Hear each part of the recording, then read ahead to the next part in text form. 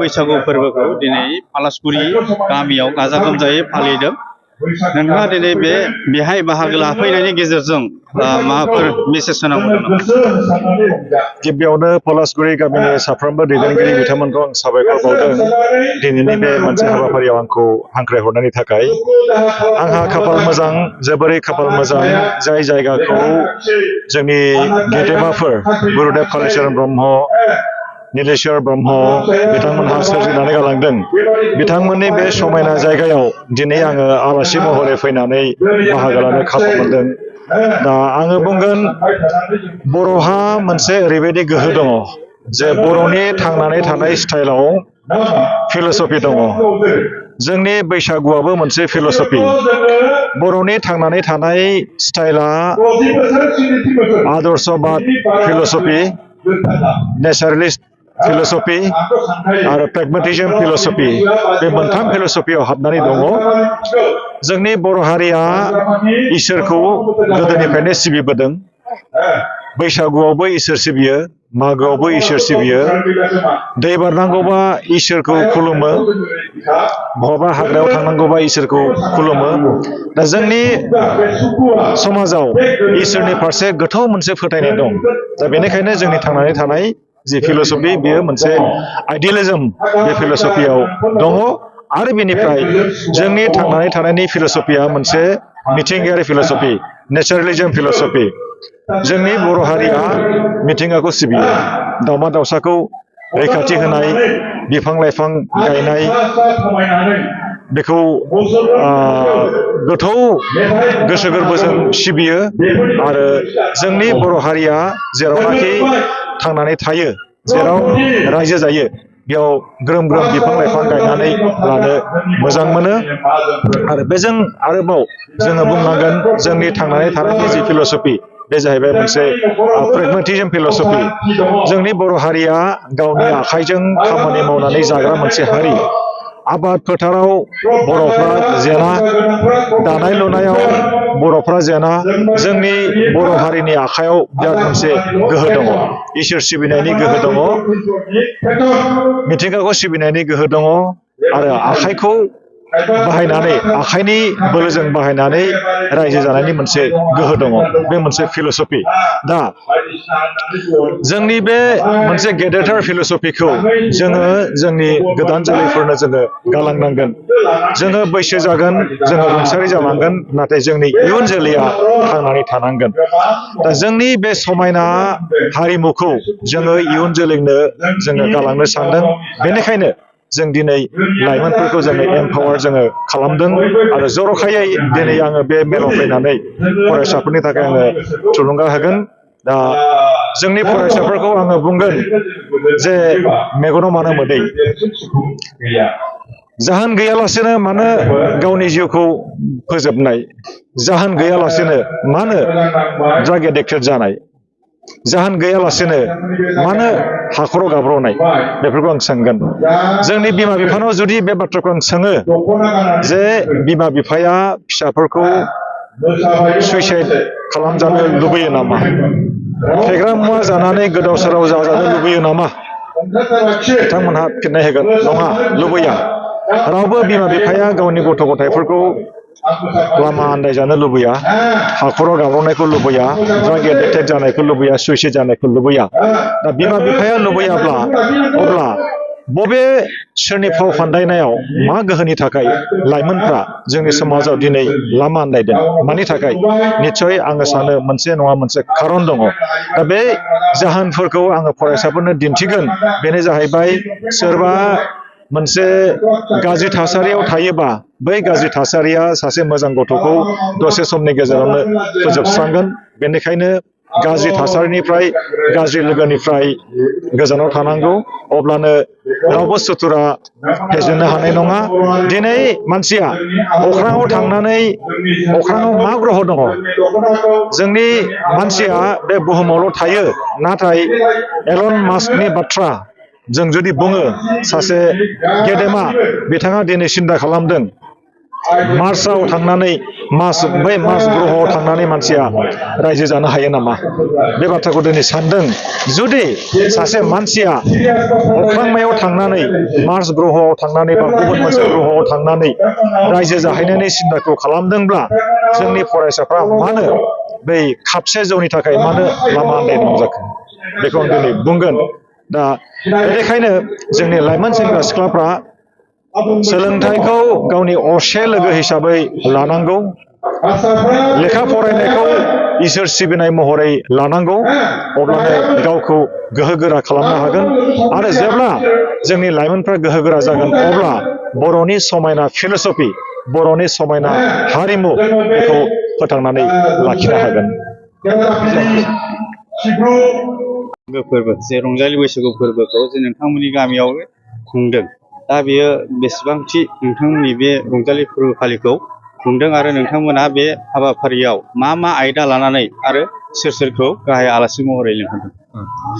खुलुमबाय गिबियावनो आं बड'लेण्ड रादाबनिसिम रोजा रोजा साबायखर बावबाय जे दिनैनि समाव नोंथांमोना बेयाव सफैनो हादों बेनि थाखाय दा दिनै जोंनि बे स्निथि खेब रंजालि बैसागु फोरबो फालिनाय बे स्निथि खेब रंजालि बैसागु फोरबो फालिनायानो जाहैबाय जोंनि बर' हारिनि मोनसे गेदेरथार फोरबो हिसाबै जोंनि बे पलासगुरि गामियाबो स्निथि देग्लायसिम बोसोराव रंजा बाजायै गाजा गोमजायै फालिबोबाय थादों दा दिनै जोंनि बे स्निथि रंजालि बैसागु फोरबो फालिनायाव जोंहा जोबोर आग्रह दं हारिमुबो जोङो लाफानो नागिरदों लोगोसे आयदायाव दा बिनि सिगां जोंहा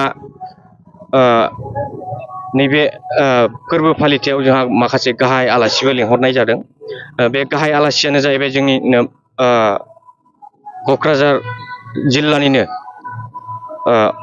मानगोनां डक्टर अजित बर' सार बिथांखौबो जोङो गाहाय आलासि महरै लिंहरनाय जादों आरो बेजों लोगोसे बर' थुनलाइ आफादनि मानगोनां नेहाथारि मामोन नामा सहेन बसुमतारी बिथां मानगोनांखौबो जोङो गाहाय आलासि महरै लिंहरदों बेजों लोगोसे जोंनि बर' टिपकाइ ओनसोलनिनो बर' थुनलाइ आफादनि जिल्लानि गाहाय नेहाथारि मानगोनां आन्दालन ब्रह्मखौबो जोङो गाहाय आलासि महरै लिंहरदों दा जोङो हाबाफारि बायदियै प्रग्राम सार बानायखादों प्रग्राम साराव जोंहा जेरै गाहाय आलासि माखासे लेंहरजानाय बिथांमोनखौ आं बुंजोबनो हायाब्लाबो बिथांमोनखौबो आं गासैबो फैजोबगोन होननानै मिजिंथिदों आरो जों खबरबो लाजोबदों बिथांमोना फैजोबगोन आरो जोंनि नैबे प्रग्रामखौ जाफुंसार होफैगोन। नोंथांमोना जे फुंबिलि समाव जे गुफुरगावनि मोनसे प्लेट हस्टिं खालामबाय बे गुफुरगावनि प्लेटआ मा ओंथि फोरमायदों? बे गुफुर गाबनि फ्लेग हस्टिं खालामनायनि ओंथियानो जाहैबाय गोजोन आरो अराय अनलायनायनि मोनसे गोथार नेरसोन हिसाबै जों बे गुफुर फिरफिलाखौ बिरहोनाय जादों जाहाथे जोंनि बे पलासगुरि गामिया नैबे से बोसोराव जेब्लायबो गोजोरै बिदा फंबाय बिब' बिनानाव गासैबो मोजाङै मोजां अनलायनानै थानो हायो बेखौनो आफा इसोरनाव आनान गसाइनाव आर'ज गाबनानै जों नैबे गुफुर फिरफिलाखौ बिरहोनाय जादों। बे रंजालि बैसागु फोरबो फालिनायाव जे नोंथांमोना एथ'बां मानि डेक'रेसन खालामदों बेखौ नोंथांमोना सोरनिफ्रायबा फाइनान्सियेल सापर्ट मोननानै बानायदों ना रायजो राजाफ्रानो जथायै बेखौ मावनांगौ? नोंथाङा बे कुइसनखौ जोबोद मोजां मोनदों नोंथांनि सोंनायखौ दा जोंहा बे फोरबो फालिनायाव जोबोर गिदिर होनजायो गोबां रांनि गोनांथि जायो बेवहाय जोङो जेबो रावनिबो अनसुंथाइ गैयालासिनो जों गासैबो रायजोनिफ्रायनो एफा अनसुंथाइ होलायनानै खुंनाय जायो आरो बेजों लोगोसे जों जानाय लोंनायबो खालामो रायजोयैनो साफ्रोम रायजो गथ' गथाय उन्दै उनला ओंखाम जाहोनायनि बेबस्थाबो लायो दा बिदियावहाय बिदिन्थि बायदियै जोंनिनो आगुनि बारग' बर' थुनलाइ आफादनि जिल्लानि गाहाय नेहाथारि बारग' शिबेन्द्रनाथ ब्रह्मआ बिदिन्थि बायदियै दालि आरो माइरंखौ बिथाङानो हरजोबदों आरो बेजों लोगोसे माखासे दंबावो जेरै मुकुन्द चन्द्र ब्रह्म बिथाङाबो आसार जेसेबां नांगौ बेखौ हरजोबदों बेबायदिनो माखासे गासै रायजो राजाफोरानो सोरबा आलु एसे हरदों आरो सोरबा फैसा हरदों, बेजोंनो जोङो गोगोमैनो बानायनो हादों आरो। सानबेसेनि हाबाफारि लादों? दिनै सानसेनि हाबाफारिजोंनो जों बेखौहाय खुंजोबनो लानाय जादों। मोनाफोराव माबाफोर? औ, मोनायाव जों हारिमु मोनाबिलि लानाय जादों। बेलासिनि 6 बाजिनिफ्राय जों बेयावहाय गामियैनो आरो सोरबा बिथांमोनाबो फैनो गोसो जानायखौ जोङो लेंहरदों हारिमुआव बाहागो लानो थाखाय। जों लोब्बा लाखिनानै नोंथांमोननि गामिनिफ्राय माबाफोर मेसेज होनो दङ?